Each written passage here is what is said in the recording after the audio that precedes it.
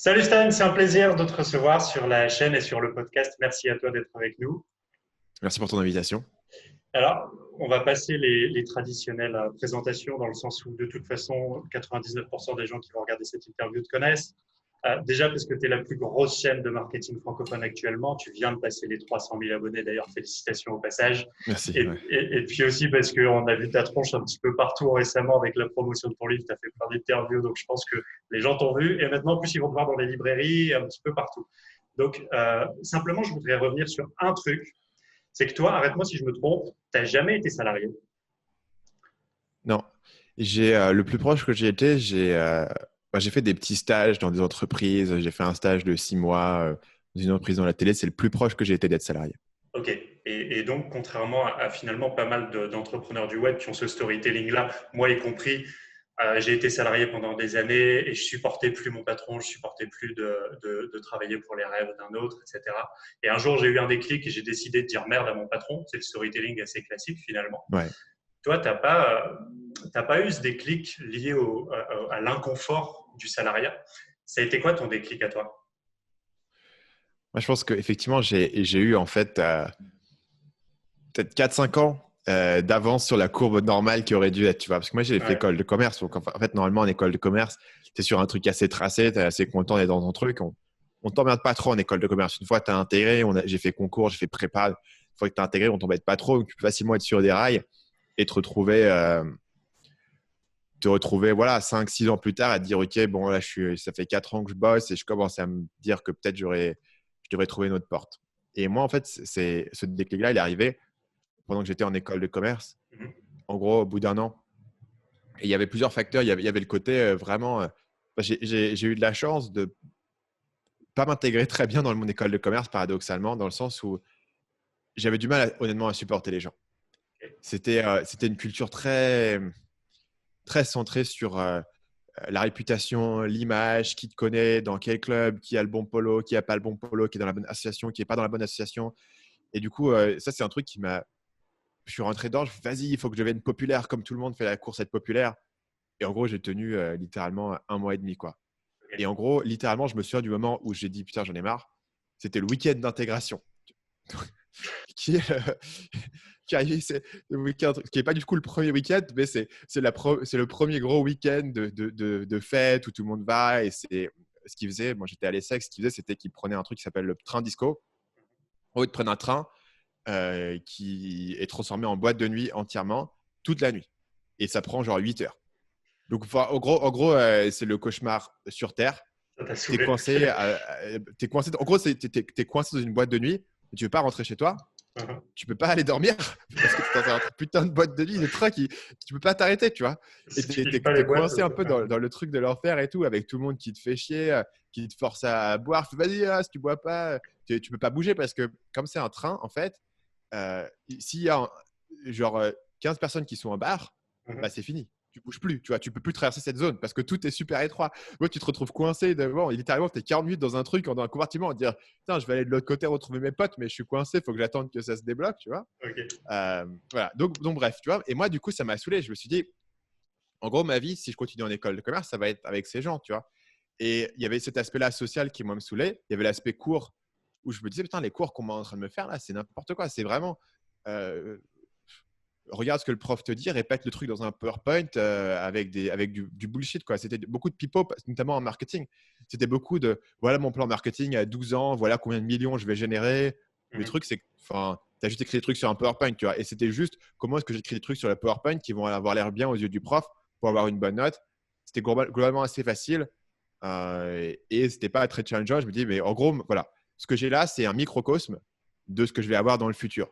Un job bullshit qui me gonfle, des gens que je supporte pas. Et moi, là-dedans, j'essaie de faire semblant parce que tout le travail est en équipe et j'essaie de faire semblant pour me maintenir. Et ça me saoulait. Et donc, du coup, comme ça me saoulait, ce que je faisais, c'était que au lieu de faire ce que les gens font avec 90% de leur temps en école de commerce, encore une fois, je te dis, en première année, en tout cas, le niveau de demande qu'on a sur tes cours est très faible. Et quand tu viens de prépa, tu as l'habitude de crocher le truc. Tu vois. Donc, en gros, tu es en mode, littéralement, mon trimestre entier, je peux le faire en une demi-journée, tu vois, littéralement, en termes de révision et tout. Et donc, du coup, tu as beaucoup de temps. Et c'est pour ça qu'il y a tout cet aspect social, de réputation, de club, d'association qui émerge, de soirée, parce que les gens ont beaucoup, beaucoup de temps.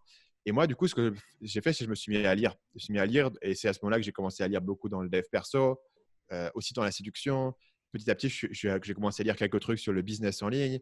Et voilà. Et c'est comme ça que j'y suis arrivé, si tu veux. J'ai eu, si tu veux, une vision de mon futur, à la fois en voyant les gens qui m'entouraient. Et puis aussi, ils font beaucoup d'efforts en école de commerce, pour le coup, pour te permettre de comprendre ce que tu vas faire après. Il te faut rencontrer des anciens élèves, il te faut entrer dans des entreprises, il y a des salons d'entreprise où tu mets ton petit costard et tu viens rencontrer tes employeurs, etc. Et ça, tu le fais beaucoup. Et donc, du coup, j'ai pu aussi me faire une idée de ce que ça allait faire, quoi. Et Ok. ce que c'était qu'être dans l'audit, dans le conseil management, les gros débouchés qu'on a en école de commerce. Et je me suis dit, si je peux éviter ça, ce serait pas mal. Et tu penses qu'en aucun cas, l'école de commerce est une bonne préparation à l'entrepreneuriat? À l'entrepreneuriat, non. Non. Euh, c'est une bonne préparation à plein de choses. Bah, si tu veux faire de l'audit, si tu veux faire de. Je connaissais un mec, sa passion, c'est d'être actuaire. Actuaire, c'est le gars dans les assurances qui fait des probabilités. Enfin, tu vois, c'est un truc Oui, je ultra vois. spécifique, c'est ça qu'il a envie de Ouais. faire. Et ben voilà, super, tu vois, le gars, il a fait les études parfaites pour faire ça. Tu veux Ok. faire de l'audit, tu veux faire du conseil en management, tu veux travailler dans des gros cabinets, avoir un joli costard, voyager aux quatre coins de la France ou même du monde, serrer des mains, voir des projets ambitieux sur des grosses entreprises et faire des PowerPoint à haut niveau, bah, c'est génial, tu vois, tu peux le faire. Pour de l'entrepreneuriat, ils n'ont pas une très bonne culture d'entrepreneuriat parce qu'ils ont une culture d'entrepreneuriat assez bullshit, c'est-à-dire c'est pas vraiment de faire des projets, c'est plus d'avoir un projet et de ouais, non, moi, tu vois, j'ai un projet, je te dis pas exactement ce que c'est, mais ça va être super cool, je vais faire le prochain Facebook, tu vois. Ouais, Il y a je un peu ce vois. Ouais. côté où on pète plus haut que son cul Je vois. et où c'est toujours du PowerPoint et c'est vas-y, c'est quoi ton business plan et c'est vas-y, tu connais qui, tu fais quoi. Mais je connais ces personnes qui vendaient des trucs, tu vois, qui Ouais. faisaient de l'argent, même des trucs à la con, genre vendre, je sais pas, des petits produits e-commerce, du dropshipping. Il n'y a pas toute Mhm. cette culture. Il faut créer la prochaine app de tourisme, de voyage, tu vois, c'est que des trucs comme ça. Ce qui ne sont pas nécessairement des mauvaises idées, mais personne ne développait ces applications, personne ne lançait quoi que ce soit, personne n'avait rien à vendre. Mhm. Du coup, s'il Tout ça est… pour moi, c'était une grosse différence de culture par rapport à ce que j'avais lu sur Internet. Parce que, D'accord. Du coup, si les business schools te préparent pas à l'entrepreneuriat, comment on se prépare à devenir entrepreneur, tu vois? ouais. Alors, pour moi, c'est un truc où en fait, tu peux commencer tellement petit que tu peux apprendre beaucoup de choses voilà, en faisant des projets. Donc, récemment, j'ai eu une question sur mes formations, quelqu'un qui se disait, voilà, je voudrais pratiquer le copywriting, donne-moi des exercices à faire. Bah, il y a un sens où si tu veux pratiquer le copywriting, tu prends une idée d'un produit que tu voudrais faire, tu écris une page de vente.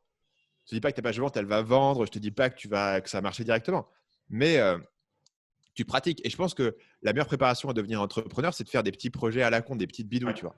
Mhm. Je connais un gars, par exemple, j'ai un pote qui s'appelle Enzo Honoré, qui est aussi un YouTuber. Je vois. Et lui, il te raconte qu'il a commencé en faisant des petites bidouilles informatiques, de support informatique, en faisant des soirées de salsa, des trucs à la con, si tu veux. Ouais. Et quand je dis à la con, c'est pas des trucs qui sont. C'est des trucs qui n'auraient pas impressionné, si tu veux, mes camarades d'école de commerce. C'est Mhm. des petites bidouilles, c'est des petits projets. Mais là, tu apprends comment monter un projet. Tu apprends à comprendre, OK, est-ce que s'il y a un besoin auquel je réponds, comment est-ce que je réfléchis à ça? Et donc, tu peux monter des trucs. Je conseille souvent aux gens de monter même des projets un peu moins ambitieux pour commencer. Mhm. Parce que l'important, c'est pas aujourd'hui nécessairement si ton projet il va exploser ou pas. C'est aussi les compétences que tu vas développer. Et en fait, quand tu veux devenir entrepreneur, par exemple, si tu veux faire du contenu sur YouTube et vendre des formations, par exemple, il y a énormément de petites compétences qui sont là. Donc, il y a la compétence de savoir créer du contenu. Mais rien que ça, c'est avoir des trucs intéressants à dire, numéro un, donc être compétent sur ton domaine. Ensuite, numéro 2, il faut que tu saches créer du contenu qui est intéressant. Numéro 3, il faut que tu saches faire le montage. Numéro 4, il faut que tu saches faire la promotion. Après, il faut que tu saches comment capturer des emails, comment faire de l'email marketing, comment faire une page de vente, comment faire une formation, comment faire le support client, comment gérer tous les aspects techniques, comment faire du networking pour te créer des connexions, comment te différencier, comment faire de la pub si tu as besoin de faire de la pub, etc. C'est énormément de compétences différentes qu'il faut connaître. Et tu ne peux pas aujourd'hui te dire, OK, bah d'abord, il y a pas vraiment d'école qui va te former à tout ça. C'est-à-dire que moi, j'ai fait une grande école de commerce. À aucun moment, personne ne m'a parlé que la pub Facebook, ça Ouais, existait. ouais. À Mhm. aucun moment, on m'a parlé de me dire WordPress, ça existe. C'est quoi une page de capture? C'est quoi une séquence email? Personne ne m'en a jamais parlé. Ouais. Donc tout ça, tu ne vas pas l'apprendre comme ça. Tu vas l'apprendre auprès des formateurs, mais tu vas aussi le pratiquer. Et de base, toutes ces compétences, bah, tu ne vas pas les apprendre en un jour, quoi.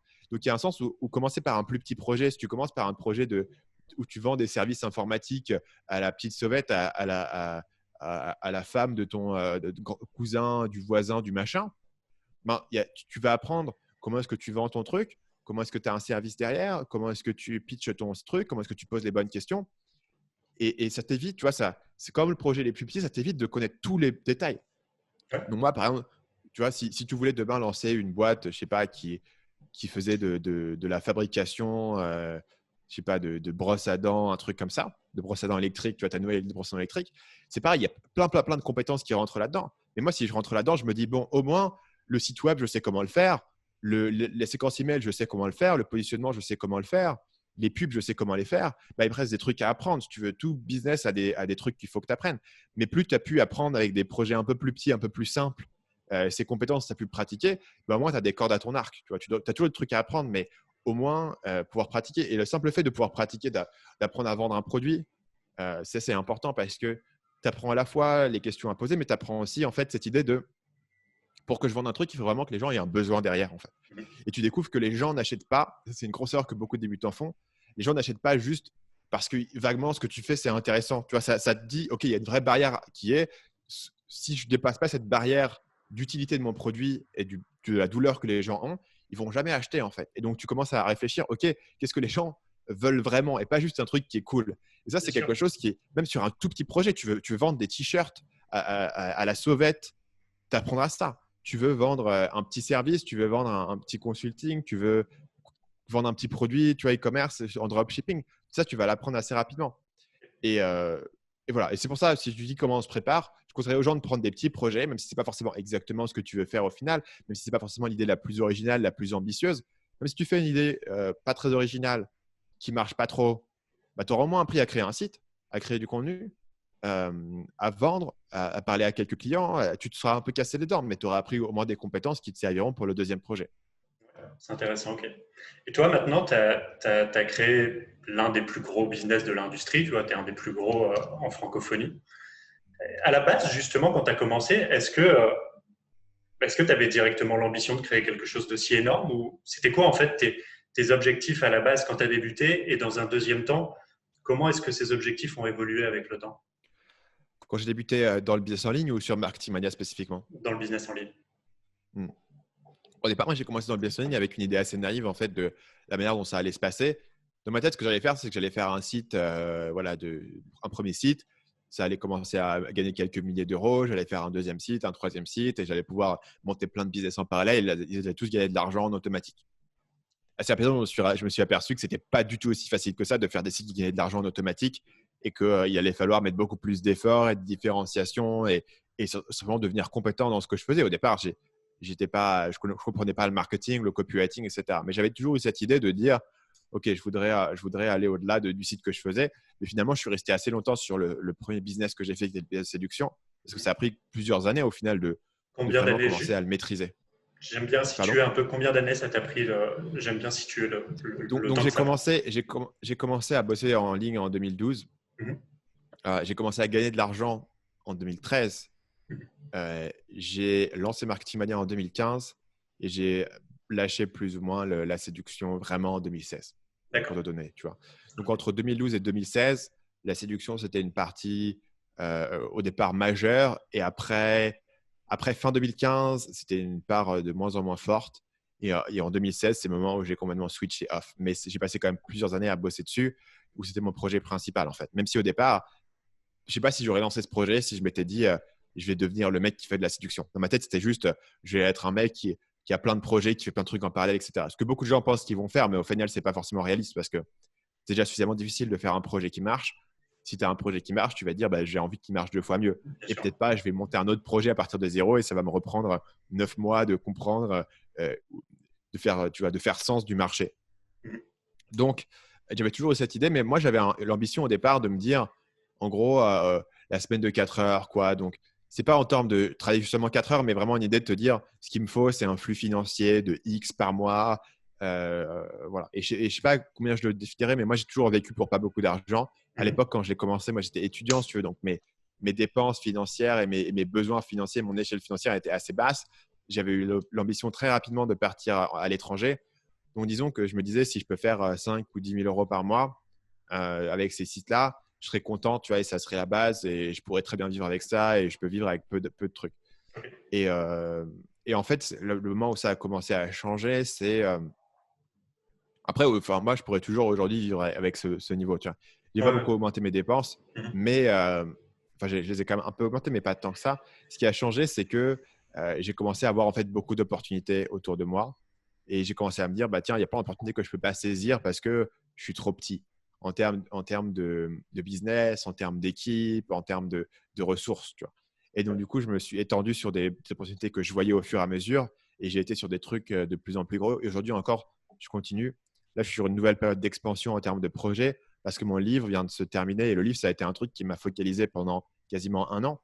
Et donc, maintenant qu'il est terminé, je me dis, top, j'ai récupéré 80% de mon cerveau disponible. Sur quoi est-ce que je vais le mettre? Tu vois, c'est quoi la prochaine grosse opportunité que je peux saisir par rapport à là où j'en suis?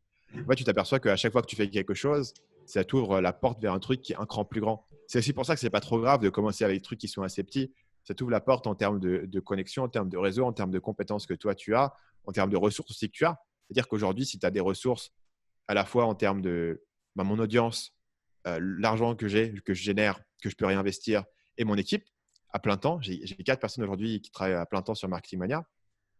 Et ben, ça me permet de faire plein de projets que j'aurais pas pu faire autrement. Et donc, en faisant ces projets, évidemment, je vais développer plus d'équipes, je développe plus d'audience, plus de réseaux, plus de trucs. Tu vois, donc, c'est comme ça que tu continues à étendre le truc. Même si moi, j'avais jamais vraiment eu l'objectif nécessairement de faire un max d'argent quand j'ai démarré, je voulais vraiment avoir cette idée, mais qui est d'ailleurs un peu naïf d'avoir un flux financier où tu peux te reposer dessus. La raison pour laquelle je dis que c'est assez naïf, c'est pas que c'est impossible, c'est qu'en réalité, même si tu faisais 5 ou 10 000 euros par mois en mode passif sur tes sites web, ce qui est difficile, ça prend du temps, mais c'est pas impossible fondamentalement. Le problème, c'est que tu seras toujours en train de te demander est-ce que ça va être là demain, est-ce que ça va être là dans 6 mois, etc. Tu vois, tu pourras Ouais, bien jamais sûr. vraiment te dire ok, c'est bon, je fais 5 000 euros, j'ai totalement arrêté de faire quoi que ce soit, parce que bah, ça serait absurde de dire dans 5 ans, ça sera toujours là, dans 10 ans, dans 20 ans, tu vois. Et donc, tu as toujours un peu tu as toujours un peu ce côté où tu veux continuer à monter des projets, tu continues à avoir des opportunités, tu te dis, OK, je vais battre le fer tant qu'il est chaud par rapport au truc que je vois en face de moi. Donc, c'est pour ça que je dis que c'était peut-être un petit peu naïf de ma part la manière dont je le conceptualisais. Et aussi simplement le fait que tu te prends au jeu, tu as envie de faire plus de trucs, tu as envie de faire plus de projets et donc tu te laisses facilement prendre. D'ailleurs, c'est dangereux. Hein. Beaucoup de gens se retrouvent dans trop de projets, se retrouvent dans des projets un peu mal branlés Ouais. parce que c'est marrant de faire des nouveaux projets. Tu vois, c'est excitant de lancer des nouveaux trucs, même plus parfois que de maintenir un truc. Moi, ça fait 5 ans que je fais Marketing Mania maintenant. Ça fait 5 ans que je fais du contenu sur le marketing. Et ça continue à m'intéresser. Mais c'est vrai que parfois, je vois un truc qui n'a rien à voir. Et je me dis, tiens, ouais, on pourrait faire ça, c'est super cool. Mais après, je me pose et je me dis, OK, est-ce que c'est vraiment stratégique, c'est pertinent, tu vois. Pour autant que je fais des nouveaux projets, j'essaye quand même de me casser un peu la tête, de me dire qu'est-ce qui fait sens par rapport à où j'en suis, où est-ce que moi j'ai un avantage, parce qu'il y a plein de projets qui seraient cool, mais je ne sais pas si j'ai un avantage particulièrement dessus.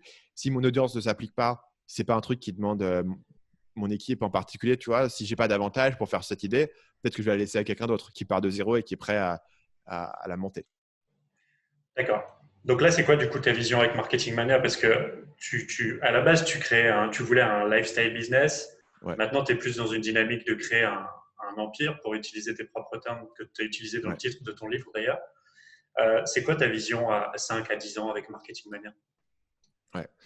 La principale chose qui a changé, je dirais, sur les 2 dernières années, c'est que je me suis vraiment accepté comme étant fondamentalement un YouTuber. C'est-à-dire que au départ, moi, j'ai pas commencé sur YouTube. Marketing Mania existait probablement pas loin d'un an et demi avant ouais, plus maintenant d'un an et demi avant de commencer la chaîne YouTube. Pour moi, YouTube, c'était juste un canal d'acquisition comme un autre. Mais à mesure que je me suis penché sur YouTube et que j'ai fait beaucoup de vidéos, je me suis pris vraiment au jeu, en fait. Au fait de faire des vidéos et d'être sur YouTube et de créer ce contenu et d'être ce créateur et d'écrire le livre, d'être auteur, etc. Et donc, le fait vraiment de créer du contenu au-delà simplement de l'entrepreneuriat, c'est quelque chose qui me plaît de plus en plus. Et pour cette raison, ça ne m'intéresse pas forcément aujourd'hui de déléguer la création de contenu sur mon site, sur mon podcast, sur ma chaîne YouTube. C'est un truc que j'ai envie de garder parce que je pense que c'est la clé en fait de voûte de mon business. Ce qui fait qu'en fait, ça me pose une limitation qui est la suivante, c'est que ce qui aujourd'hui me prend la plupart de mon temps dans mon business est quelque chose que j'ai décidé que je ne pouvais pas déléguer.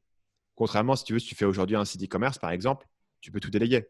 Donc, il y a des trucs qu'aujourd'hui que tu ne veux pas déléguer pour des raisons X ou Y, mais à mesure que tu grossis, tu auras quelqu'un qui va gérer ton copywriting, tes pubs Facebook, tes sites, tes machins. À terme, tu auras quelqu'un qui va gérer ton équipe et donc tu peux toujours monter en gamme. Moi, ce n'est pas mon cas parce que tant que je continue à créer les contenus, il y a une grande partie de mon temps qui va être mise là-dessus. Ceci étant dit, j'ai toujours envie de monter des projets. Alors, quelle est la solution à ça? La solution que j'ai trouvée et que je suis en train d'implémenter pour le moment, c'est de développer une équipe que je fais travailler sur Marketing Mania pour qu'ils apprennent toutes les compétences en travaillant directement avec moi et pour qu'ils deviennent très performants dans ce qu'ils font. Et ensuite, pouvoir déployer mon équipe sur de nouveaux projets. Et ça, c'est quelque chose qui est déjà en place et qui se met de plus en plus en place. Et voilà, ça avance assez lentement. Mon équipe, ça fait que depuis mars 2018 que j'ai des gens qui sont à plein temps avec moi. Donc, ça ne fait pas si longtemps que ça à l'échelle des choses. Ça va faire bientôt 2 ans que j'ai des gens qui sont à plein temps avec moi. Et forcément, Marketing Mania a pas mal de demandes de base. Tu vois. Mais on commence à pouvoir se dire, tiens, ce projet-là, je n'aurais jamais fait tout seul. Ça aurait été une distraction énorme. Mais là, potentiellement, que je peux le faire si j'ai une personne en plus qui vient travailler avec moi. Donc, je voudrais monter un certain nombre de projets qui sont annexes, de références qui font comme levier sur Marketing Mania. Donc, qui sont d'une manière ou d'une autre dans le domaine du marketing ou qui sont voilà, qui font levier en gros sur Marketing Mania. Il y a plein de manières de faire levier dessus au niveau de mon audience, mais aussi au niveau de mon réseau, etc. Et déployer mon équipe dessus et pouvoir avoir des projets qui sont quasiment autonomes en fait vis-à-vis de moi. Parce que je ne suis pas capable aujourd'hui de micromanager l'ensemble des projets qu'on fait parce que je passe autant de temps à créer du contenu. Donc en termes de manager, en termes de boss de cette boîte, j'ai cette contrainte qui est de me dire, voilà, faut que je continue à passer une grande partie de mon temps à créer ce contenu. Et donc, du coup, je construis mon équipe pour avoir une grande autonomie en termes d'action. Je recrute des gens qui ont aussi la capacité de pouvoir travailler en autonomie. Et j'essaye de trouver avec eux des projets qu'on puisse monter, qui seront des projets annexes, qui sont un peu le futur et la deuxième vague de Marketing Mania, qui, moi, me permet de continuer à créer du contenu avec, disons, tu vois, passer 70 à 80% de mon temps à créer du contenu et puis passer le reste du temps aussi avec mon équipe, à gérer des nouveaux projets, à monter des trucs. Ok. C'est intéressant que tu parles de ça parce que tu dis que tu te perçois comme un YouTuber aujourd'hui, en plus de ta casquette d'entrepreneur. Mais est-ce que tu ne trouves pas que justement, dans les gens qui se lancent sur le web, qui veulent créer des business sur le web, on a tendance peut-être à penser que le cœur du métier, c'est de créer des vidéos, de créer du contenu, de créer des articles. Et tu vois plein de nouveaux entrepreneurs qui débarquent, qui se focalisent là-dessus. Et quand tu creuses, en fait, ils n'ont pas d'offre, ils n'ont pas de positionnement, ils n'ont parfois même pas de travailler vraiment leurs compétences. Et en fait, est-ce que tu penses que c'est pas un leurre, tu vois, de croire que le cœur du métier d'entrepreneur, c'est de créer des vidéos, c'est de communiquer? Le problème ici, c'est qu'en fait, tu te focalises sur l'élément qui est le plus visible, la partie émergée de l'iceberg, ce qui n'est pas forcément l'ensemble du truc. Donc là où je le vois beaucoup se manifester, c'est que les gens se disent, OK, c'est bouché, il fallait commencer il y a 5 ans, parce que les gens qui sont les plus populaires et les plus visibles et les gens qui passent sur des podcasts et qui sont interviewés, c'est tous des gens qui ont commencé entre 3 et 8 ans, quoi, il y a 3 et 8 ans. Moi, j'ai commencé il y a 7 ans, donc je suis un peu dans ce cadre-là. Et parce que c'est les gens qui sont visibles. L'autre aspect, c'est effectivement les gens qui sont les plus visibles.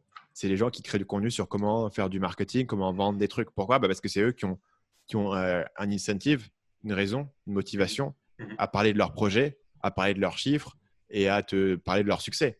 Parce que la personne qui, l'autre jour, un gars qui fait un business e-commerce d'import-export de trucs qui viennent du Japon, ce mec-là, personne n'a jamais entendu parler de lui. Et pourtant, son business, il doit faire, je ne connais pas exactement ses chiffres, mais de ce que j'ai pu estimer, tu vois, c'est un gars qui doit faire 2 millions par an, tranquillou. Personne n'a jamais entendu parler de lui, tu vois. Et du coup, tout le monde se dit, OK, il faut que je fasse la même chose que Stan Leloup, que Antoine BM ou que tu peux mettre n'importe quel influenceur. Parce que c'est eux qui sont le plus visibles, c'est eux qui parlent de leur succès, etc. Mais là, évidemment que c'est eux qui parlent de leur succès parce que c'est eux qui ont une raison. Il faut que tu réalises l'effort que ça me prend, moi, de créer du contenu. Si ce n'était pas directement lié à mon business, jamais de ma vie, je créerais du contenu. Jamais de la vie, ce mec qui fait de l'e-commerce et qui importe des trucs japonais, il va créer du contenu. Pourquoi? Pour inviter des concurrents et tout simplement, ça lui prendrait des dizaines d'heures qu'il pourrait passer sur son business. Et donc, voilà, plein d'entrepreneurs qui sont vachement avancés ne te parlent pas du tout de ça parce qu'ils n'ont pas de raison de le faire.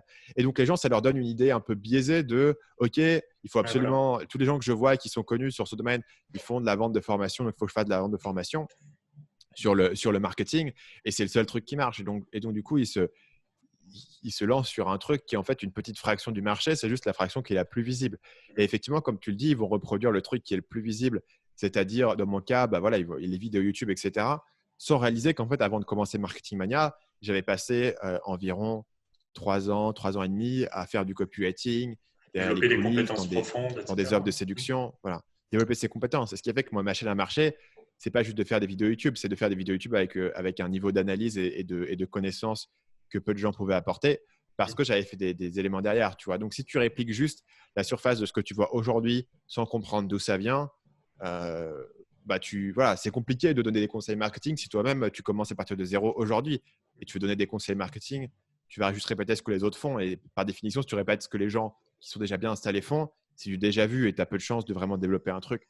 Et c'est pour ça qu'il faut réfléchir de manière plus stratégique, je dirais, en termes de par où est-ce que tu démarres, qu'est-ce que tu commences à faire.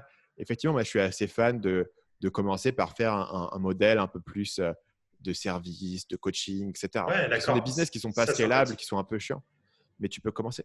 Pourquoi faire du service ou du coaching quand tu commences? Pour moi, ça te force à confronter la réalité des choses.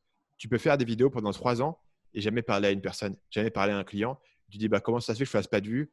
La réponse, c'est que tu ne réponds pas aux besoins des gens. Ce que tu racontes, ce n'est pas très intéressant. Les gens l'ont déjà vu autre part et tu ne réponds pas aux besoins et tu ne leur parles pas de manière précise par rapport à leurs problèmes.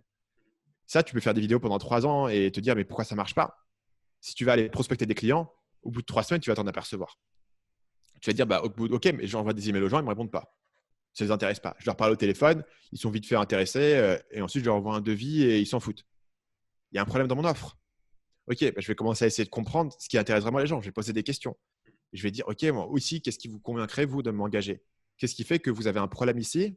Qu'est-ce que vous avez déjà essayé? Qu'est-ce qui vous bloque? Pourquoi vous ne le faites pas déjà?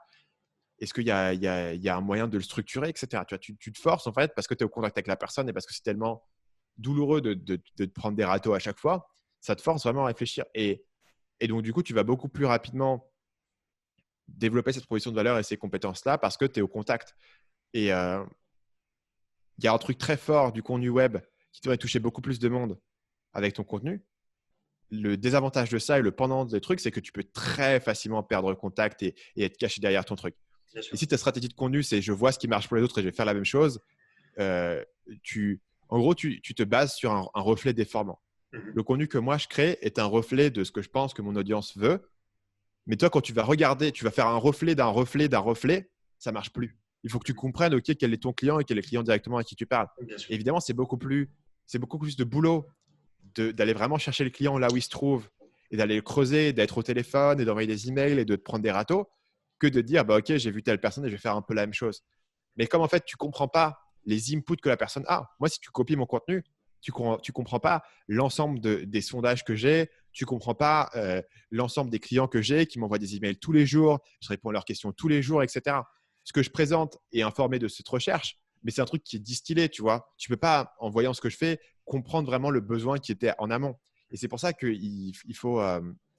c'est pour ça que ce type de business model où tu vas être plus au contact avec les gens, même si ça a des faiblesses en termes de scalabilité, c'est compliqué de faire une agence qui peut scaler. Il y a beaucoup de problèmes avec ça, de faire un service qui peut scaler. Ce n'est pas impossible, c'est difficile.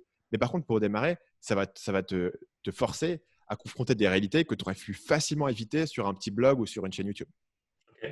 C'est intéressant parce qu'il y a beaucoup de formateurs qui ont tendance tu vois, à pousser les gens à directement créer du contenu, vendre des formations directement sans passer par cette case justement coaching, prestation de service, etc. Et je trouve ça dommage, donc ça me fait plaisir que tu en parles. Et ça rejoint un des gros messages que tu passes dans ton livre, c'est que finalement, les techniques, etc., tout ça, c'est éphémère, mais ce qu'il y a dans le fond le plus important, c'est la psychologie humaine et c'est de comprendre ton client, comment il fonctionne. Carrément. Pour donner un exemple, tu vois, les gens se disent, OK, Stan, c'est quoi tes conseils pour réussir sur YouTube, etc. Et les gens veulent que je leur donne, vas-y, j'ai mis tel mot-clé dans le truc, j'ai tel outil qui me sort automatiquement des idées de vidéos, etc. En fait, c'est pas ça. La manière dont moi je fonctionne sur YouTube par rapport à ma stratégie, c'est de me dire, OK, il faut que je fasse des vidéos qui ont deux choses. Il faut que les gens, quand ils voient mes vidéos qui sont recommandées, ils cliquent dessus. Il faut que j'ai une bonne accroche, un bon titre, une bonne miniature. Donc, une accroche originale, un storytelling, un twist. Et il faut que la vidéo soit écrite de manière intéressante pour que les gens qui rentrent dans la vidéo restent jusqu'au bout. Donc, qu'il y ait une bonne durée de rétention sur la vidéo et que YouTube continue à la recommander à de nouvelles personnes. Maintenant, pour ça, il n'y a pas vraiment de hack pour créer une vidéo intéressante. Il faut juste créer une vidéo qui est intéressante. Il faut juste savoir créer du contenu qui est intéressant.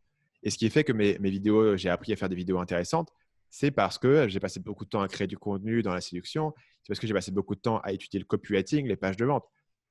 Un des grands piliers d'une page de vente, c'est numéro 1, avoir un titre qui accroche l'attention. avoir une accroche qui est forte, originale, une différenciation. Ça se retrouve dans la miniature. Et deuxièmement, ben, si les gens ne lisent pas ta page, elle ne sert à rien. Donc, le premier truc d'une page web, même avant d'être persuasive, c'est que les gens la lisent. C'est qu'elle soit suffisamment intéressante pour que les gens la lisent et la consomment et aillent jusqu'au bout. Ça s'appelle le toboggan glissant en copywriting. La technique du toboggan glissant, c'est que quand les gens démarrent, tu veux qu'ils soient sur un truc glissant et choup, ils arrivent jusqu'au bout. Et quand tu penses à ces deux techniques, effectivement, sur YouTube, elles se transmettent dans la pratique de manière légèrement différente que sur une page de vente. L'exécution d'une miniature, ce n'est pas exactement la même exécution qu'un titre d'une page. Mais ça reste le même insight psychologique. C'est qu'est-ce qui va attirer l'attention des gens, qu'est-ce qui est original. Et beaucoup de gens vont faire à la fois des pages de vente et des miniatures YouTube qui sont un peu des redites. C'est un peu toujours la même chose. C'est un peu toujours le même angle que tout le monde t'a donné. Et quand c'est le même angle, bah, ce n'est pas aussi efficace pour attirer l'attention parce que les gens ont l'impression d'avoir déjà vu. Donc, grande partie, c'est de te dire, OK, comment est-ce que je comprends ce que les gens ont déjà dans leur tête? Comment est-ce que je mets un twist pour que ce que je leur donne, ce soit à la fois attractif, ce soit nouveau, ça crée une curiosité, etc. Tu vois, c'est toute une compétence à avoir, mais ce n'est pas un hack, c'est vraiment comprendre la psychologie, comprendre comment les gens perçoivent l'information et apprendre aussi comment exprimer des idées, comment avoir un impact et comment utiliser les bons mots qui vont déclencher une émotion, etc. Et ça, c'est un truc que j'ai pratiqué pendant longtemps. Mais après, quand j'arrive sur YouTube, une nouvelle plateforme, la raison pour laquelle ma chaîne a décollé assez rapidement, c'est parce que certes, je devais apprendre des nouvelles choses sur YouTube, comme tourner des vidéos, parler face à une caméra, faire le montage, les miniatures. Mes premières miniatures n'étaient pas bonnes, comprendre un peu les codes de YouTube. Mais j'arrive quand même avec un bagage de compétences qui est là. Et si demain, il y a une nouvelle plateforme qui arrive ou s'il faut que je me lance sur une nouvelle plateforme, par exemple, je fais un livre, j'ai jamais fait de livre, mais je me base sur les idées que j'ai en termes d'accroche d'une page de vente, d'une vidéo YouTube, pour décider quel va être mon titre. Je me base là-dessus pour décider comment est-ce que mon livre va s'ouvrir, qu'est-ce que je mets dans l'introduction, comment est-ce que je parcours mon livre pour qu'il soit intéressant à lire, etc. Tu vois, donc quand tu n'es pas au niveau de la tactique de la plateforme, de dire OK, il faut que je mette quoi comme bidding sur Facebook, mais quand tu as un niveau en dessous de psychologie et de stratégie et de dire comment est-ce que je fais pour accrocher l'attention des gens, ça s'applique quelle que soit la plateforme. Si tu lances un nouveau business, ça s'applique. Si tu lances un nouveau format de contenu, ça s'applique. Et si demain, il y a une toute nouvelle plateforme de contenu qui arrive, qui va être le YouTube Killer, ou si je me lance sur Twitch à faire des vidéos en live, tout ça, tu vois, je l'amène avec moi. Et donc, du coup, tu es beaucoup plus adaptable à partir du moment où tu te places à ce niveau-là. Oui, d'accord. Une de tes grandes forces, c'est que tu arrives à rendre sexy et mainstream un truc qui est à la base profondément chiant pour les gens qui ne sont pas passionnés par ça. Tu vois, le marketing, la vente, vu de l'extérieur, c'est chiant. Toi, tu arrives à rendre ça sexy et à faire en sorte que ça devienne quasiment mainstream, même complètement mainstream. Avec ton livre aujourd'hui, ton but, c'est quand même de toucher une grosse partie de la population, j'imagine. C'est quoi ton truc pour réussir à rendre sexy quelque chose qui l'est pas? Pour le marketing, c'est fondamentalement intéressant en fait. Et à Ouais. partir du moment où tu comprends qu'il y a quelque chose d'intéressant et tu comprends pourquoi c'est intéressant, tu es capable de le transmettre. L'aspect ici, c'est que le marketing, il entoure les gens. Il est partout autour d'eux. Et ça, de base, c'est quelque chose qui est intéressant. C'est comme si tu révèles aux gens les secrets, je sais pas, de l'industrie agroalimentaire. C'est fondamentalement intéressant parce que c'est quelque chose qui est autour de toi et qui touche tout le monde. Maintenant, le problème, c'est comment est-ce que tu l'expliques de manière qui est intrigante. Il faut raconter une histoire. Et chaque vidéo que je fais, c'est une histoire. C'est soit un puzzle, ce truc-là fonctionne et ça ne devrait pas fonctionner. Pourquoi ça fonctionne? Donc, il y a plusieurs vidéos que je fais qui sont sur ce modèle. La vidéo sur PewDiePie, ce mec-là est le plus gros YouTuber au monde. Et pourtant, regardez ses vidéos, il fait des danses débiles et les médias le détestent et font que écrire des articles sur quoi c'est le pire mec au monde. Pourquoi est-ce qu'il est numéro 1? Et pourquoi est-ce que c'est le meilleur? On va comprendre ensemble. On va faire l'enquête. On va creuser, on va analyser. PNL, c'est pareil. PNL, c'est ce groupe de rap, ils sont partout, tout le monde m'en parle, tout le monde me fait chier à me demander de les analyser. Pourquoi? Pourtant, ils font pas tant de marketing que ça, ils font pas d'interview. Qu'est-ce qui se passe? Pourquoi est-ce que ne pas faire d'interview, ça les aide à se… Tu vois, il y a un truc bizarre, il faut qu'on comprenne pourquoi. Et à partir du moment où tu le positionnes comme ça, c'est une enquête, c'est intéressant, on va comprendre l'analyse, on va regarder derrière des coulisses de quelque chose. Et finalement, tu découvres que les gens sont moins cons qu'on le croit. Il y a un peu un truc du mépris général des gens, ouais, ils sont débiles, c'est que du divertissement, etc. Il y a aussi un aspect où peut-être que ce que tu racontes, c'est pas, tu vois, ça pourrait être plus intéressant. Et moi, j'essaie toujours de trouver, OK, comment est-ce que ce truc-là, il est intéressant? Pourquoi est-ce que c'est intéressant pour moi? Surtout, comment est-ce que je transmets la raison pour laquelle c'est intéressant? comment est-ce que je donne le contexte aux gens de pouvoir comprendre pourquoi est-ce que ce truc est intéressant en leur donnant les concepts, en leur donnant… Parce que le marketing, si tu le vois de l'extérieur, c'est juste une page de vente. Mais si tu es formé au copywriting, tu te dis « Ah, ok, là, c'est vachement intéressant. Ils ont utilisé une mécanisation qui leur permet de passer de telle section à telle section, qui fait de retourner une certaine objection, etc. » Et à partir du moment où tu commences à comprendre les concepts, c'est la même chose que tout. Moi, je regarde un match de foot, ça ne m'intéresse pas. Parce que le foot, je n'ai jamais suivi, je ne l'ai pas regardé. C'est comme si quelqu'un, aujourd'hui, j'étais au Canada il y a quelques mois, tu regardes un match de baseball. Tu te dis, mais comment est-ce que des dizaines de millions de personnes sont fans de ce sport? Je ne comprends pas ce qui se passe et pourquoi c'est intéressant. Ouais. Parce qu'évidemment, toutes les subtilités, ok, il a fait un spin sur sa balle et le mec, il a fait ça, tac, tac, et il a couru alors qu'il n'aurait pas dû courir. Si tu ne vois pas les subtilités, ce n'est pas intéressant. Mais si tu les comprends, les subtilités, c'est intéressant. C'est comme tout. C'est comme la peinture, c'est comme la musique, c'est comme tout. Tu comprends les subtilités. Donc, moi, ce que je vais essayer de faire, c'est, ok, je vais prendre un exemple bien précis qui va me permettre, même si toi, tu n'as pas un background marketing extrêmement développé, de t'expliquer les tenants et les aboutissants de ce truc-là, pourquoi ça marche, quels sont les challenges qu'ils ont résolus, l'impact que ça fait, les concepts psychologiques qui sont liés avec ça, qui sont généralisables plus largement. Du coup, on fait un petit enquête, tu vois, sur un petit microcosme de mon étude de cas. Et quand tu l'abordes comme ça, tu peux rendre beaucoup de choses intéressantes parce que c'est aussi beaucoup dû au fait de prendre un exemple bien précis, en fait. Parce que justement, c'est un exemple bien précis, je peux te donner pas mal de contexte et te donner, OK, c'est comme si tu voulais aujourd'hui m'expliquer un, euh, un, un play particulier dans un match de baseball, tu pourrais me l'expliquer. Si tu passais 15 minutes dans une vidéo bien faite à me dire, OK, donc là, il est là, tu crois qu'il peut courir, mais en fait, non, il ne peut pas courir parce qu'il y a tel mec qui est là et qui le bloque. Je vais te donner un autre exemple. Récemment, j'ai lu un mec qui fait des analyses de batailles médiévales. Un truc, j'y connais rien, tu vois. Mais le mec, il t'en parle avec un niveau il dit, OK, là, ils ne peuvent pas arriver parce qu'il faut qu'ils se divisent en 2 colonnes pour arriver parce que sinon, ils ne peuvent pas avoir assez de nourriture qui viennent, etc. Donc, ils sont obligés de se diviser en 2. Mais après, le problème, c'est que s'ils se divisent en 2, ils prennent le risque que l'autre armée elle les attaque pendant qu'ils sont divisés. Maintenant, ils doivent trouver un moyen d'éviter qu'ils soient face attaqués, donc ils vont et de construire le truc. Ouais. Si tu m'avais juste expliqué la bataille de base, je me serais dit, bah, tiens, je comprends rien à ce qui se passe. Mais comme il me construit étape par étape le challenge des décisions qui sont prises, fondamentalement, ça devient intéressant. Après, voilà, après, tu transmets aussi ta passion. Le mec qui fait les batailles médiévales, c'est un passionné de ça. Tu vois, c'est un Bien gars qui sûr. fait des blogs, qui doit passer 10 heures par semaine à écrire son blog, Ouais. qui n'a pas l'air monétisé, juste parce que c'est son kiff dans la vie. Et moi aussi, c'est mon kiff dans la vie d'analyser du marketing. Et comme voilà, j'essaie aussi de le transmettre et ça joue forcément beaucoup. D'accord. Il y a autre chose dont je voulais parler avec toi, c'est le fait que tu n'utilises pas du tout ce un blogueur que j'apprécie appelle le marketing de la frime. Tu sais, la majorité des marketeurs, enfin non pas la majorité, mais une partie des marketeurs ont tendance à mettre en avant voilà l'argent. On s'achète une Rolex et tenez, si vous voulez vous acheter la même Rolex, suivez ma formation. Tu vois. S'achète une villa, si vous voulez vous acheter la même villa, suivez ma formation, etc. Et à mettre vraiment le lifestyle en avant comme ça pour vendre. Toi, c'est un levier que tu n'utilises pas du tout. C'est-à-dire qu'on ne te voit jamais en train de mettre en avant des chiffres, des montres en or ou quoi que ce soit. Tu n'as même pas du tout de lifestyle. Tu n'es même pas présent sur Instagram, etc. Finalement, tu es assez discret. Le blogueur en question oppose le marketing de la frime au marketing des idées. Toi, tu es clairement dans le marketing des idées. Est-ce qu'à un moment donné, ça t'est passé par la tête d'essayer quand même d'ajouter ce levier en plus, tu vois, du lifestyle ou pas du tout? Disons que c'est un truc un peu évident, en fait.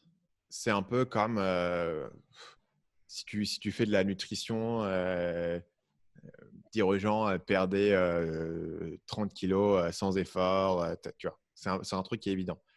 Personnellement, moi, ça m'intéresse pas pour différentes raisons. Il y a des aspects en plus de tempérament, je pense. Simplement que moi, ça me parle pas. Dépenser de l'argent, ça m'intéresse pas plus que ça. Les gens qui me parlent de leur Tesla, je m'en fous. Enfin, ça m'intéresse pas. Ça me fait chier. Donc, un truc qui, moi, m'intéresse pas, j'ai du mal à le rendre aussi intéressant. C'est l'inverse de ce que je te donnais tout à l'heure. Tu vois, ça m'intéresse pas. Donc, ça, c'est le premier aspect. Le deuxième aspect, c'est que une des choses qui se passe quand tu fais ça, c'est d'abord que tu perds le respect des gens qui sont plus avancés que toi. Aujourd'hui, j'ai beaucoup de gens qui me suivent, qui sont des businessmen qui font 10, 20, 50, 100 millions par an, qui sont beaucoup plus avancés que moi, qui ont 20 ans de bouteille, etc. Qui disent Stan, ce que tu fais, c'est trop bien, c'est trop cool, etc. Est-ce que le fait de convaincre Dylan, 16 ans et demi, que je suis super cool, vaut le fait de perdre Jean-Baptiste, 48 ans, 25 ans d'entrepreneuriat, qui a fait des startups dans les années 90, etc. Est-ce que ça vaut le coup? Peut-être que je pourrais générer un peu plus de chiffres aujourd'hui, mais le truc, c'est que moi, si j'allonge ma vision à 10 ans, je me dis, le problème, c'est que je n'ai pas envie d'être juste un mec qui a vendu du rêve et qui a fait sa fortune en vendant des formations marketing à des gens qui sont un peu galériens. L'élément suivant, c'est effectivement cette idée des galériens. Si ce que tu vends, c'est du résultat, l'argent rapide et facile, ou ce que tu vends, c'est simplement l'argent, même sans dire que c'est rapide et facile, tu vas avoir des gens qui viennent avec toi juste pour faire de l'argent. Moi, ce que je veux, c'est des gens qui viennent avec moi parce qu'ils sont intéressés par le marketing, ils veulent apprendre et c'est un métier qu'ils veulent développer. Et donc, du coup, ce que je vends, moi, c'est une compétence que tu vas apprendre plutôt qu'un résultat. Du coup, ça m'évite d'avoir à exagérer les choses. Ça me permet d'avoir des clients avec qui j'ai envie de travailler, des gens que j'ai envie d'accompagner, des gens qui sont des bons clients pour moi, versus avoir des gens qui vont juste être là pour le résultat. Voilà, c'est les raisons pour lesquelles je ne fais pas. L'élément final, c'est bien sûr la différenciation. Tout le monde, quand il pense à Sign the Loop, pense c'est un des seuls qui ne monte pas à cette thune. Et pourtant, la thune, tu sais qu'elle est là. Tu vois, c'est un certain point, c'est l'élément qui est intéressant. C'est ça qui est fort. Tu n'as pas besoin de le montrer pour que les gens sachent parce que tu montres que tu as des compétences, justement. Enfin, c'est ça qui est bon. Parce que la vérité, c'est que, et ça, on n'en parle pas trop, mais si tu veux avoir une villa avec une piscine de luxe, etc., ça ne coûte pas si cher que ça à l'absolu. Louer une Lamborghini, ça ne coûte pas si cher que ça. Pour quelques milliers d'euros par mois ou pour peut-être 6 000 – 8 000 euros par mois, tu peux l'avoir. Maintenant, si tu es prêt à dépenser 6 000 – 8 000 euros par mois dans la pub Facebook, etc., il y a beaucoup de gens qui dépensent beaucoup plus que ça dans la pub Facebook. Tu as investi beaucoup plus que ça dans ton équipe, dans le truc. En termes de dépenses marketing, c'est une dépense marketing qui fait sens pour les gens. Et c'est pour ça que c'est pas si impressionnant que ça parce que pour la moyenne des gens, dépenser 6 000 euros par mois peut-être dans leur villa, ça pourrait sembler beaucoup. Mais si c'est une dépense marketing que tu fais dans ton business, tu peux te la permettre et c'est pas si impressionnant que ça. Tu vois. Et donc, pour ces raisons,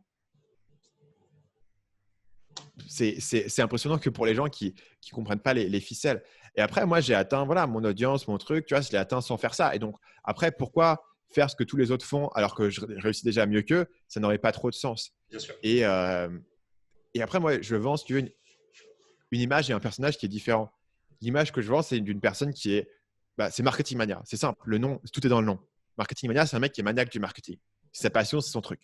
C'est pas thune mania, tu vois. C'est pas argent mania, c'est pas money man. Tu vois, ce que j'ai vendu, c'est jamais un personnage qui était focalisé sur l'argent, mais qui était focalisé sur le marketing parce qu'il était passionné par le marketing et par le détail du truc. Donc, si je commence à dire, vas-y, regarde comme je suis riche, etc., en fait, je vais diluer ce positionnement. Je vais diluer ce truc de mec quasiment ascétique qui porte des t-shirts noirs et qui a son micro avec un fond blanc et qui parle de marketing et qui passe 30 heures à analyser des sites. Si tout d'un coup, ce mec-là, il est aussi au bord de la piscine avec des meufs en bikini, ça dilue mon image plus que d'ajouter. D'accord. Et au-delà du fait d'exposer de l'argent, tu n'exposes pas du tout dans ton lifestyle. Enfin, tu sais, tu as fait une vidéo sur PNL qui cultive une certaine rareté, finalement, un certain mystère autour de sa personne. Alors, toi, tu n'as pas la même stratégie que PNL parce qu'en ce moment, tu fais plein d'interviews où ils n'en font pas. Mais par rapport à d'autres, tu cultives quand même… Enfin, tu es plus rare dans le sens où tu n'es pas toujours en train de faire des stories sur Instagram, de montrer ta vie au quotidien. Tu ne fais pas de contenu quotidien, d'ailleurs. Alors, est-ce que… Déjà, j'imagine, c'est parce que tu as une personnalité qui a tendance à privilégier la profondeur d'analyse et la qualité plutôt que la quantité. Mais est-ce que c'est aussi une stratégie justement de cultiver cette rareté et ce mystère autour de ta personnalité? Est-ce que c'est une bonne stratégie, tu penses, pour un entrepreneur? Dans une certaine mesure, oui, mais je ne dirais pas que c'est une stratégie qui est majeure pour moi. Je ne dirais pas que c'est, si tu veux, c'est plus un accident que… C'est une conséquence d'autre chose, on va dire. Pour moi, la réflexion est différente. Ce n'est pas spontanément que j'ai envie de cultiver nécessairement de la rareté, j'ai envie de me dire je suis inaccessible et les gens ne savent pas, il y a un mystère. Au contraire, je trouve ça bien que les gens comprennent aussi qui je suis en tant que personne derrière et une idée du personnage qui se trouve derrière et de ce que je fais. Et j'ai quand même fait quelques vidéos sur ma vie, sur ma routine. Mais par contre, moi, en fait, ma réflexion, c'est la suivante, c'est que je veux aller là où j'ai un avantage. Je veux aller là où je suis fort et je suis plus fort que les autres. Aujourd'hui, je suis plus fort que les autres dans la rédaction de vidéos en profondeur et dans ce niveau d'analyse, dans ces formations qui sont super chiadées et dans ces tunnels de vente vraiment approfondis avec beaucoup de valeurs, avec beaucoup de choses, etc. C'est là où je suis fort. Donc, c'est là où je gravite. Je gravite vers là où moi, j'ai un avantage. Si demain, je me mets à faire des stories sur Instagram, ce sera peut-être pas mieux que la moyenne des gens. Et donc, du coup, je me mets à faire du contenu qui est médiocre, qui correspond à la moyenne d'entrepreneurs de base. Je n'ai pas un avantage énorme parce que je n'ai pas non plus un lifestyle qui est extrêmement intéressant. je fais pas énormément de voyages. Voilà. Et donc, passer une partie de mon temps, si tu veux, que je vais prendre quelque part, donc que je vais prendre sur les trucs que je fais déjà, à faire du contenu qui est inférieur à ce que je fais déjà, n'a pas beaucoup de sens. Bien sûr. Et donc, pas que, tu vois, et là, je vais probablement me mettre à faire plus de contenu et je vais probablement développer d'ailleurs une stratégie de contenu essentiellement quotidien pour des raisons que j'annoncerai sur la chaîne, etc., sur une deuxième chaîne. Donc, tu vois, ce n'est pas une stratégie de rareté, mais c'est une stratégie de me dire, je vais aller là où j'ai un certain avantage. Et là, je pense que j'ai identifié peut-être quelques éléments où j'ai un avantage, où j'ai un truc que je peux faire sur une deuxième chaîne, voilà, qui seront complémentaires. Donc, c'est plus là-dessus, tu vois. Le fait que je publie peu de vidéos, c'est parce que les vidéos que je fais prennent longtemps à faire. Le fait que je ne suis pas sur Instagram, c'est parce que je ne pense pas que j'ai beaucoup de choses à ajouter sur Instagram. Alors, j'ai déjà réfléchi à faire du contenu sur Instagram, pour être honnête avec toi, en me disant, tiens, il y a peut-être un truc que je pourrais faire qui est différent des autres et qui apporte de la valeur. Et jusqu'ici, je ne m'y suis pas sérieusement mis, mais c'est possible qu'un jour, je le fasse. En me disant, tiens, j'ai peut-être un truc à ajouter, j'ai testé quelque chose. Tu vois. Donc, ce n'est pas en soi que je suis réfractaire à ces plateformes ou réfractaire au fait de montrer. C'est simplement que ce que je fais, enfin, là où je passe mon énergie, je veux que ça ait du sens et que ça ait un avantage et que je sois meilleur que les autres dessus. Et jusqu'ici, sur ces plateformes, j'ai pas. Je passe beaucoup de temps à regarder des vidéos YouTube. Et donc, du coup, j'ai une bonne compréhension de ce qui fonctionne sur YouTube. Quand je parlais tout à l'heure j'ai accepté que j'étais un YouTuber, c'est que j'aime la plateforme YouTube en soi et j'aime le contenu YouTube et je comprends les codes et je comprends ce qui fait un bon YouTuber. Inversement, moi, j'ai jamais été sur Instagram, jamais été sur Facebook non plus. Ça m'a jamais vraiment intéressé. Et donc, du coup, c'est pas des plateformes sur lesquelles j'ai une aussi bonne intuition, une aussi bonne compréhension des dynamiques, une aussi bonne compréhension de ce qu'il faudrait faire pour réussir et pour marcher. Ce qui ne veut pas dire que si je voulais absolument m'y mettre, je ne pourrais pas me renseigner et je ne pourrais pas me former, je ne pourrais pas suivre des gens et comprendre ce qui marche et me faire une opinion. Tu vois, je pourrais toujours le faire. Mais jusqu'ici, j'ai été plus fort sur les types de contenus qui, moi, m'intéressaient, comme YouTube et comme le podcast. Donc stratégiquement, tu penses que c'est beaucoup plus intéressant, au lieu d'essayer d'avoir une présence partout, tout le temps, de se focaliser sur ce pourquoi on est bon et de le faire mieux plutôt que de développer une présence globale, quoi. Pour moi, ça a clairement marché. Ouais. J'ai jamais été sur les réseaux sociaux comme Twitter, Instagram, Facebook. J'ai été focalisé sur YouTube.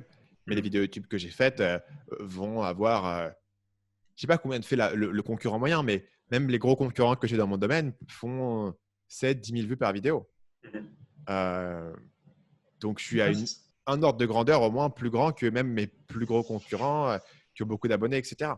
Donc maintenant, est-ce que ça aurait du sens de faire partout, de faire 7000 vues par vidéo et pour avoir un compte Instagram où je vais faire 200 likes par post?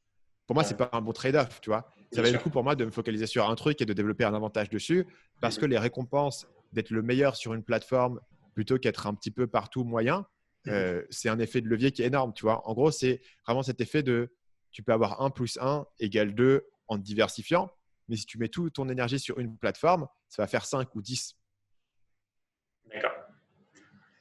Ok. Question un petit peu plus personnelle et puis on va arriver sur les dernières questions. Tu viens d'avoir une petite fille. Donc, félicitations encore. Je t'ai déjà félicité juste avant. Mais, comment tu vois, toi, là, il y a un petit peu deux écoles entre ceux qui pensent que tu as la vie perso et la vie pro d'un côté, puis tu as une autre école où vraiment qui pense que les deux sont liés. Toi, tu vois les choses comment? Est-ce que tu aurais tendance à lier ta vie perso et ta vie pro? Ou est-ce que tu as vraiment deux catégories distinctes dans ta vie? Moi, c'est deux choses qui sont distinctes, que j'essaie de séparer dans la mesure du possible. Là, au moment où on se parle, je suis dans un appartement que j'ai qui se trouve dans le même immeuble que mon appartement principal, que j'utilise juste pour travailler. Et donc, du coup, j'ai un endroit spécifique pour travailler où je vais pour aller bosser avec mon bureau, mon micro, ma connexion Internet super rapide, mon deuxième écran, etc. Tu vois, pour m'étaler, pour avoir un espace où je vais. Quand c'est le moment de travailler, je vais là. Quand je suis ici, je suis super focus. Quand je rentre chez moi, je n'amène même pas mon PC. Mon ordinateur, je le laisse ici, donc je ne l'amène même pas chez moi. Et bon, je peux toujours checker, tu vois, sur mon téléphone du Slack ou des emails. Je ne dis pas que c'est religieux et que je ne le fais jamais. Mais globalement, je sépare les deux parce que pour moi, c'est un peu lié au fait de ce que je disais. J'ai plus une philosophie générale de dire quand tu fais un truc, ça vaut le coup de le faire à fond et d'être focus dessus. C'est pour ça que quand je fais une tâche, je suis à fond sur ma tâche et je ne fais pas de multitasking. C'est pour ça que quand j'ai un projet, par exemple, quand j'ai écrit mon livre, j'étais à fond sur l'écriture de mon livre et je ne faisais pas d'autres projets en parallèle. Et j'aime bien avoir un truc à la fois et j'aime pas avoir, tu vois, plusieurs choses. J'aime pas quand je suis chez moi me dire tiens, je suis censé répondre à des emails, etc. Et j'aime pas quand je suis au bureau être en mode ah mais tiens, je sais pas, j'ai un truc, je pourrais regarder une vidéo YouTube et avec ma femme ou un truc comme ça, tu vois. J'aime bien quand les deux sont séparés, quand je sais exactement ce que je suis en train de faire, ce que je suis censé faire et je le fais. Et puis après, je passe à la suite. Et donc, moi, pendant longtemps, je travaillais absolument jamais chez moi. Donc, à l'époque, j'avais pas un deuxième appart, hein. J'allais dans des coworking, j'allais dans des cafés. Pendant des années, je travaillais jamais chez moi. C'était une règle absolue. Et après, pendant un moment, j'ai retravaillé chez moi pendant une petite période puisque j'avais un appartement un peu plus grand et j'avais un espace. Mais comme ça, je trouvais ça pas top. Et du coup, quand j'ai récupéré ce deuxième appart qui était ici, ça m'a vachement soulagé en fait. Ça m'a donné un endroit où aller, un endroit où avoir mes trucs, où m'étaler avec mes affaires.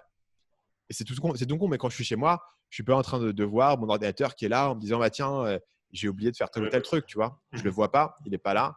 Et par contre, inversement, quand je suis ici, j'ai pas la télé, les livres, les machins, personne me parle, personne m'embête.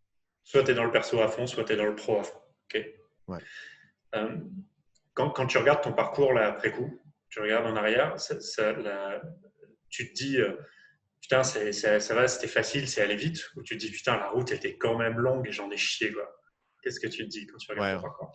Bah, les gens ont toujours l'impression, de moins en moins parce que je commence à vieillir, mais les gens ont toujours l'impression ouais, Stan, c'est génial, tu as réussi super jeune, etc. Mhm. Aujourd'hui, j'ai 28 ans, donc de moins en moins, je l'aimais. Mais quand j'avais 24, 25, je l'avais beaucoup. Mais en fait, vu de l'intérieur, 7 ans à faire un truc, c'est long, quoi. Bien sûr. C'est long. Moi, j'ai l'impression de faire ça depuis des années, et de m'être battu pendant des années, d'avoir galéré pendant longtemps aussi. Quand je dis galérer, c'est pas que ça marchait pas, mais que ça marchait, mais il fallait gratter comme un fou, il fallait bosser. Tu étais un peu toujours sur le qui-vive, quoi. Okay. Ça fait vraiment que depuis 1 an et demi, 2 ans et demi, quelque chose de cet ordre-là, où je me dis, c'est devenu beaucoup plus facile. C'est devenu honnêtement beaucoup plus facile à partir du moment où j'ai commencé à avoir une audience énorme. Parce qu'à partir du moment où tu as une audience énorme, tu peux faire plein de trucs et tu peux lancer des produits et tout d'un coup, ça marche. Tu vois. Ouais. Alors qu'avant, il fallait gratter chaque truc, chaque projet. Aussi, depuis que j'ai une équipe, tu vois, il y a plein de projets qui auraient été fastidieux à mettre en place, qui sont beaucoup plus rapidement. Donc, c'est vrai que je trouve que ça s'est accéléré, c'est devenu plus rapide sur les… Mais c'est que sur les 2 à 3 dernières années, ce qui veut dire que ça me laisse entre 4 et 5 ans où j'étais vraiment voilà, sur les créneaux et je continue à bosser quasiment toujours autant.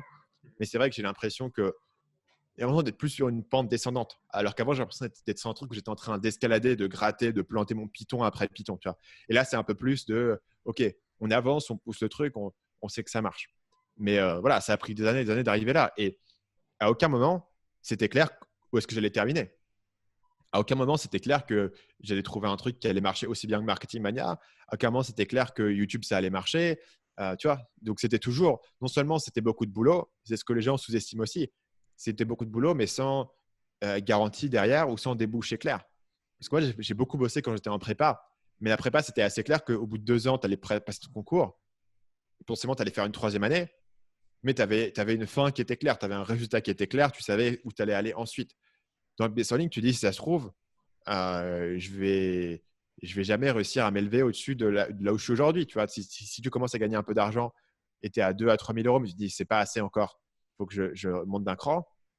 Et que pendant 6 mois, 9 mois, 1 an, tu grattes, tu dis, mais comment est-ce que je fais pour passer le palier suivant? À un moment donné, tu te dis, est-ce que je vais réussir à le passer, tu vois? Et il n'y a pas de garantie, personne n'est là pour te dire, ou il n'y a pas de chemin qui est tout tracé. Et ça, c'est vraiment un truc où moi, j'ai des souvenirs très précis d'être là-dedans et d'être un peu en mode, je suis dans le brouillard de guerre, quoi. Je ne sais pas ce que je vais faire après, je ne sais pas quelle est ma prochaine étape, je ne sais pas quelle est ma prochaine stratégie, je ne sais pas ce qui va marcher. J'ai plusieurs options, mais je ne sais pas laquelle est la bonne. Et je suis un peu dans le saut de l'ange. Enfin, je suis un peu dans le truc, il faut y aller à la fois, quoi. Selon mon analyse, c'est la meilleure chose à faire. Je vais faire ça, mais je ne sais pas. Je ne sais pas si ça va marcher, je ne sais pas si ça va décoller. J'ai la foi que quelque chose va marcher, mais il n'y a pas de garantie. Et ça, j'en ai le souvenir très clair. Même si aujourd'hui, c'est vrai que j'ai l'impression d'avoir plus de bouteilles derrière moi où c'est moins le cas. Je suis moins dans le brouillard. J'ai une vision à plus long terme. Tu vois. Maintenant, je peux te parler honnêtement de dire, OK, je développe mon équipe sur un horizon de 3 ans, mon livre sur un horizon de 2 ans. Tu vois ce que je veux dire? Il y a une époque où ça, c'était dans 3 mois, je ne sais pas ce que je fais. Tu vois. Il y a une époque où j'étais prêt à bouger à l'autre bout du monde s'il y avait une bonne opportunité du jour au lendemain. Et ça a duré pendant des années. Et ça, c'est vrai que tu t'en souviens. Tu vois, tu te souviens de ce que c'était de partir de zéro et de gratter un truc parce que c'est pour ça que c'est naïf de penser que dans ta tête, tu vas pouvoir créer un plan qui est tout formé et qu'il suffirait de suivre ce plan. Le plan que j'avais au départ, il n'avait aucun sens. Et il n'avait aucun sens le 2e, le 3e, le 4e plan. Et ça a pris très longtemps avant que je commence à avoir une idée cohérente d'exactement de ce que je faisais et de ce qui allait marcher et de ce qui allait m'amener au niveau suivant. j'avais un objectif, mais j'avais un objectif pendant longtemps de passer une barre financière, genre de 10 000 euros par mois. Tu vois, c'était un chiffre un peu symbolique, de manière systématique. J'arrivais de temps en temps à le faire, mais c'était un peu un truc exceptionnel. Et comment est-ce que je fais de manière systématique? Et je ne savais pas ce qui allait m'amener là. Tu vois ce que je veux dire? J'avais des idées, j'avais des théories, mais je ne savais pas. Et j'étais toujours sur un brouillard de me dire comment est-ce que je fais pour passer ce cap. Ouais. Et oui, voilà. Et ça a duré longtemps. Et donc, du coup, c'est le souvenir que j'en ai. D'accord. Mais je pense que ça va faire du bien à beaucoup de gens qui écoutent cette interview parce que tu sais, on voit l'extérieur, mais on voit jamais les années de galère par lesquelles les gens passent. Donc, euh, donc ça fait du bien de mettre le doigt dessus. Juste une dernière question. Et avec le recul que tu as aujourd'hui, si tu devais recommencer demain, est-ce qu'il y a un truc que tu ferais différemment pour arriver là où tu es beaucoup plus vite? Je pense que j'essaierai moins de comparer ce que je fais à d'autres personnes. Parce que j'essaie pas mal de comparer à d'autres personnes, combien de temps ça leur a pris, qu'est-ce qu'ils ont fait. Mais il y avait 2 biais là-dessus. Le premier biais, c'est effectivement que tu ne vois pas forcément le derrière des coulisses de tout ce que les gens font et de ce qui marche et de ce qui ne marche pas. Et donc, du coup, tu peux avoir une vision assez biaisée du temps que ça va te prendre et de l'effort que ça va mettre. Et le deuxième point qui est encore plus important, c'est qu'il y avait des choses que j'ai faites qui n'étaient pas des super bonnes idées parce que je pensais que c'était les choses que j'étais censé faire pour rentrer dans certains réseaux, pour avoir une certaine image, etc. Et par certains aspects, mon push vers le côté marketing a été en partie motivé par ça, a été en partie motivé par le fait que j'avais un site de séduction qui marchait bien, mais je ne trouvais pas que c'était assez sérieux de faire de la séduction et je voulais avoir un truc plus respectable, je voulais avoir une équipe, je voulais avoir une agence, je voulais pouvoir dire voilà, moi j'ai des clients dans des grosses entreprises et j'ai une équipe de 20 personnes, etc. C'était plein de motivations qui n'étaient pas forcément les bonnes motivations parce que je me demandais qu'est-ce qui allait apparaître bien aux yeux des autres. Et du coup, j'étais. Tu vois, c'était pas tout le temps ça. Et j'ai quand même pris des décisions sur la base de mes forces, mes compétences et de l'analyse stratégique que je pouvais en avoir. Donc, j'étais pas non plus 100% paumé. C'est pour ça que je m'en suis sorti. Mais je pense que j'avais un biais vers le fait de me dire je veux que ce que je fais apparaisse respectable. Et paradoxalement, j'y suis arrivé par la porte arrière. C'est-à-dire que j'en suis arrivé par YouTube et par le livre. Et aujourd'hui, tu vois, c'est genre, mon père me dit, ah tiens, telle personne que tu connaissais quand tu étais gamin a vu ton livre à la Fnac, ouais, c'est super, tu vois. Et d'un coup, c'est devenu un truc respectable et je suis passé sur BFM et autres. Mais enfin, c'était pas du tout, quand j'ai commencé YouTube, le truc, c'est que quand tu commences YouTube, tout le monde se dit que tu es un peu un guignol, tu vois. Bien sûr. En dehors du domaine des gens qui regardent des vidéos sur YouTube, mais faire des vidéos de marketing sur YouTube quand tu commences et que les gens se disent ouais, c'est pas très sérieux, tu vois. Va nous faire une startup, va nous faire le prochain Facebook, va nous faire un truc de cabinet de conseil. Tu viens d'école de commerce, c'est pas top. Donc finalement, tu vois, paradoxalement, ce qui m'a apporté le côté respectable dont j'avais besoin pendant un moment, c'est le truc qui était en fait sur la surface, on pouvait s'en moquer, quoi. Après, on s'en moquait toujours moins que les séductions. Sur les séductions, les gens se moquaient beaucoup de moi. Ouais, bien sûr, j'imagine. Les gens qui me connaissaient, évidemment. Après, les gens qui me suivaient se moquaient pas du tout parce qu'eux, ils comprenaient l'importance du truc, tu vois. Mais, euh, mais voilà, je pense que c'était une erreur d'être drivé par ça. Et du coup, ça m'a mené à faire des décisions. Par exemple, essayer de monter une agence de pub Facebook qui n'était pas forcément des bonnes idées pour moi. C'était des bonnes idées peut-être pour d'autres personnes, mais pas pour moi. C'était plus des idées de personnes qui allaient être vraiment forts en management, en networking. Et moi, ça ne me plaisait pas trop. Mais je pensais que c'était l'idée voilà, respectable à faire. Et ça, c'était une erreur.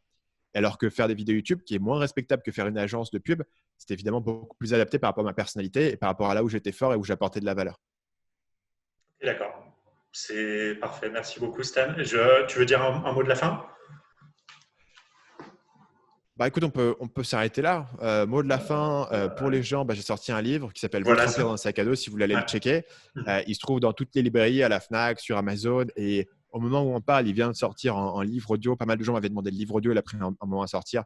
Voilà, c'est disponible partout. Je suppose que tu pourras mettre un lien affilié Bien sûr, je le mettrai, bien vers sûr. Amazon, Audible pour voilà, récupérer tout ça. Et puis sinon, je te remercie de m'avoir invité. C'était cool de discuter. Et puis Merci à j'espère que toi. ça aura intéressé les gens qui nous ont écoutés jusqu'ici. J'en suis sûr. Merci beaucoup, Stan. À très vite. Merci Jean-Loup, à bientôt.